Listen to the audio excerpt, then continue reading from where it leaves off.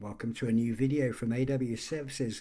You join me in Barnstaple in North Devon, beside the former Derby Laceworks, or otherwise known as Small in Tidmas, and its last days were Heathcote.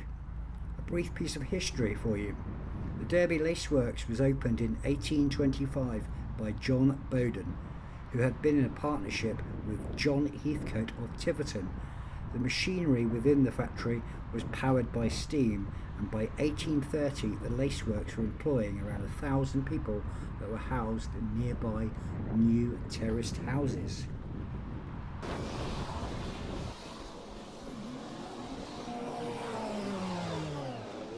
The laceworks site is located on Derby Road in Barnstaple, bordered by Parkview Road to the northeast and Princess Street to the southwest. As you can see within the video now, you'll see like a doorway style dormer, and in that doorway was the former factory shop.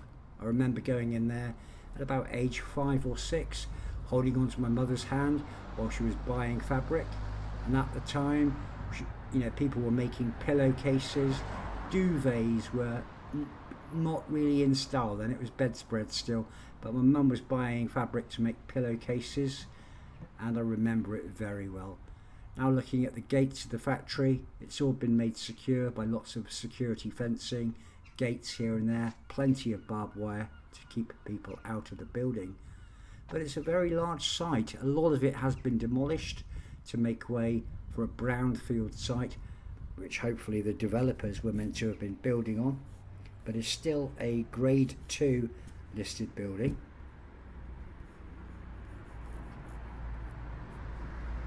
As I walk round now up the slope, and in front of the factory is the Yeo Valley Primary School in Barnstaple. That's what it's known as now.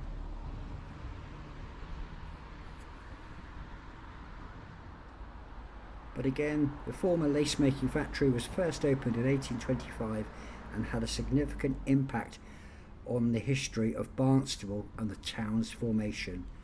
A large number of houses were built in the area to house many of the workers for the laceworks. The factory was last owned by Heathcote of Tiverton and closed in 2013 and has sat empty ever since. The site was bought by Homes England in 2017, and a number of 1970s factory buildings were demolished at the rear. But Heathcote's is a very well-known brand name. They make a lot of fabric and a lot of specialised fabrics. I know that they make parachute fabrics, and I think they supply British Army parachutes. Could be wrong, but I have seen samples of their fabric. And more recently, they made a specially developed fabric which was used as a parachute to deploy the Mars rover on Mars in space.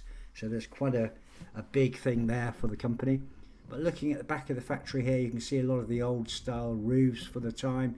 I don't know whether that style was Victorian, Edwardian.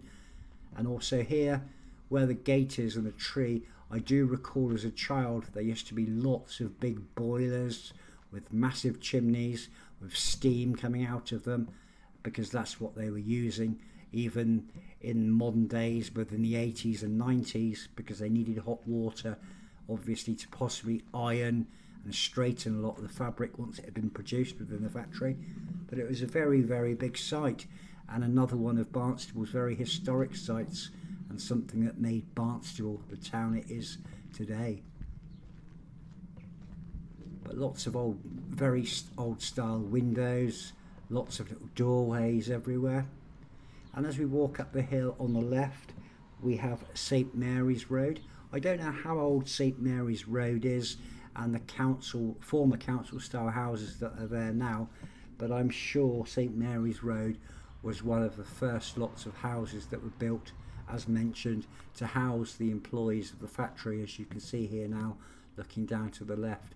So they could have been original houses, or a lot of them could have been replaced by the local council in the 50s and 60s. But a very big site. We're now looking towards Yeo Valley Primary School, and looking back at the factory, you can see the main roof here, and I've inserted a photo postcard which has been kindly shared by Cathy Edwards and her family. But the original factory had a larger roof, as you can see, which would have connected to the existing roof on the left with the gable end in the apex, but that caught on fire and was destroyed. But a very traditional mill style factory, lots of production, and I'm now flying my drone over the site just to get a better view of it.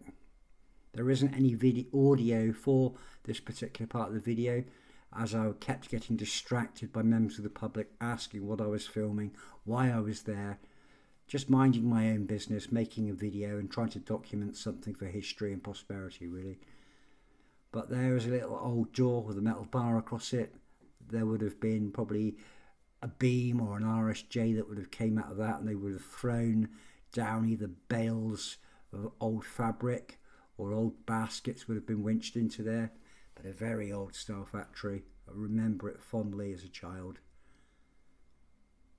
And this is now the part of the newer roof that replaced the old that caught fire, or steel, and you can then see the adjoining buildings at the back. And this site actually runs all the way down to that large big green building at the back, and this would have all been occupied by machinery, different outbuildings, water boilers, chimneys. But that's a part of the area that they're trying to develop and build upon. But I'm just trying to make this video to share it with a lot of the younger generation. There aren't a lot of modern day history books out, and a lot of people don't tend to go and reference old history books. But I thought if I can make another video and document another building that's part of Barnstable's history and put it onto YouTube, it might benefit others, it may bring enjoyment, and it may be good for educational purposes. But there's the roof that's missing, as we've seen, with the apex and the gable end. So there would have been another row of windows on top of that flat roof, and that adjoining roof would have met up with that. But a big thank you to Cathy Edwards for sharing a photo postcard that I believe was her aunt's. So there's a lot of history there. But I hope you've enjoyed the video. If you like it and you have any questions, feel free to comment. If you would like to subscribe and support my channel and help it grow, that would be amazing. But thank you very much for your time, and I just leave you now with a postcard from Cathy. Thank you very much for your time.